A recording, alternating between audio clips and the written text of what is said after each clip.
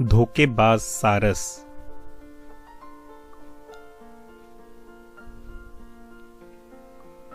कहते हैं कि किसी तालाब के किनारे एक सारस रहता था।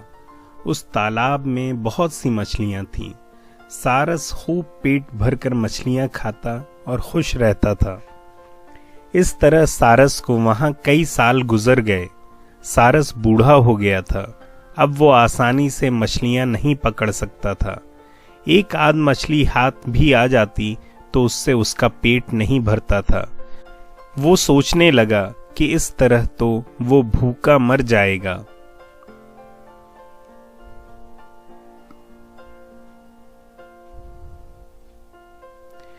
आखिर उसने एक तरकीब सोची। वो तालाब के किनारे मुंह बनाकर चुपचाप खड़ा हो गया। तालाब की मछलियां और मेढक हैरान थे कि सारस अब मछलियां क्यों नहीं पकड़ता और इतना परेशान क्यों है। एक केकड़े ने उसके पास जाकर पूछा, कहो चचा, आज इतने गुमसुम क्यों हो? मछलियां नहीं पकड़ोगे? सारस ने कहा, क्या करूं बेटा, बात ही कुछ ऐसी है। मैंने जिंदगी भर इस तालाब की मछलियां खाई हैं। ये सोचकर दुख होता है कि अब जल्द ही ये मछलियां मर जाएंगी। केकड़े ने पूछा, क्यों चचा, ये मछलियां क्यों मर जाएंगी? सारस ने कहा, मैंने लोगों को ये कहते सुना है कि वो इस तालाब में मिट्टी भर देंगे और अब यहाँ खेती करेंगे। अगर उन्होंने ऐसा किया तो यहाँ एक भी मछली जिंदा नहीं बचेगी। जब मछलियों, केकड़ों और मेढकों ने सारस की बात सुनी तो वो डर गए। अब सब मिलकर सारस के पास गए और कहने लगे, चचा, ये तो तुमने बुरी खबर सुनाई। अब तुम ही इस मुसीबत से बचने की कोई तरकीब बताओ। सारस ने कहा, यहां से थोड़ी दूर पर एक बहुत गहरा तालाब है। उसको ये लोग आसानी से पाट नहीं सकते।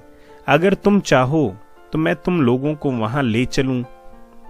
मछलियों ने कहा, तुम्हारे अलावा हमारा कौन है चचा, तुम हमें उसी तालाब में ले चलो। सारस ने कहा, तुम सबको ले जाना तो मुश्किल होगा, लेकिन मैं अपनी सी कोशिश करूंगा। मछलियों में झगड़ा होने लगा। हर एक ये चाहती थी कि सबसे पहले वो जाए। सारस ने कहा, तुम लोग झगड़ा मत करो, मैं तुम सबको बारी बारी वहां पहुंचा दूंगा, लेकिन मैं बूढ़ा हो गया हूं। एक बार उड़ने के बाद मुझे थोड़ी देर आराम करना होगा। कुछ मछलियों को चोंच में दबाकर सारस उड़ा, लेकिन किसी दूसरे तालाब में ले जाने के बजाय वो उन्हें एक चट्टान पर ले गया और मारकर खा गया। जब सारस ने खूब पेट भरकर मछलियां खा ली तो उसे नींद आ गई और वो सो गया। जब वो सोकर उठा तो उसे फिर से भूख लगने लगी। वो फिर उस तालाब पर पहुंचा तो कुछ और मछलियों को ले आया। उन्हें भी उसने उसी तरह उसी चट्टान पर बैठकर खाया।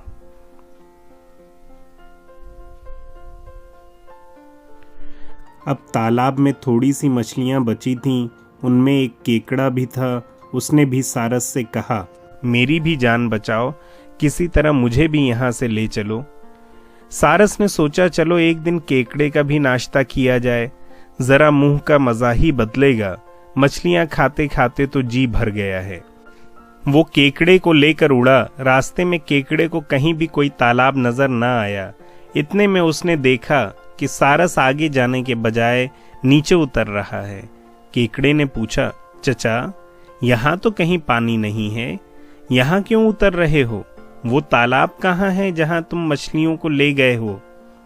सारस ने हंसकर कहा, वो नीचे जो चट्टान नजर आ रही है, देखी तुमने? मैं तुमको वहीं ले जा रहा हूं। उन मछलियों को भी उसी चट्टान पर ले गया था। केकड़े को वो चट्टान साफ नजर आ रही थी। उस पर हर तरफ मछलियों के कांटे बिखरे पड़े थे। केकड़ा डर गया। वो समझ गया कि सारस ने मछलियों को मारकर खा लिया और अब उसको भी मारने के लिए लाया था। उसने अपने नुकीले पंजों को सारस की गर्दन में चुभो दिया। सारस ने अपने पर फड़फड़ाए और गर्दन छुड़ाने की कोशिश की, लेकिन केकड़े ने उसे नहीं छोड़ा। उसने अपने पंजों से उसकी गर्दन को इतनी मजबूती से जकड़ लिया कि सारस की गर्दन कट गई और वो जमीन पर गिर पड़ा। केकड़ा सारस के कटे सर को घसीटता हुआ उस तालाब में पहुंचा जहां वो रहता था। मछलियों ने केकड़े को वापस आते देखा तो पूछने लगे, क्या बात है केकड़े भैया, तुम लौट क्यों आए?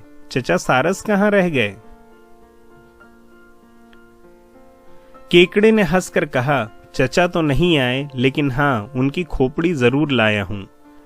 उसने मछलियों को सारस का सर दिखाया और उन्हें बताया कि किस तरह वो उनको धोखा दे रहा था।